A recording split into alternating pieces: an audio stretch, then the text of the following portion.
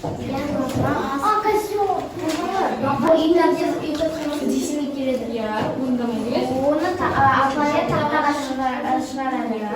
Бірақ ол үндемей тұрады. Олар соғылады, тыныш. Соларда қожаның жолы болады. Қожаның жолы болады. Одан кейін қожа өзіне сөз береді.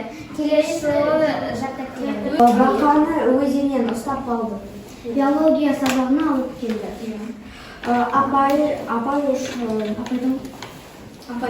Апайдың сөмкесін салды. Апай кеңес өткізді. Бет кеңес өткізілді. Дұрыс, өте жақсы. Ал үшінші бағаларыңыз. Қалай қыздар жауап берді? Жақсы. Өте жақсы. Жақсы. Тамаша. Ал үшінші топ. Қожа. Қожа. Кеңес. Кеңес. Жақсы адам.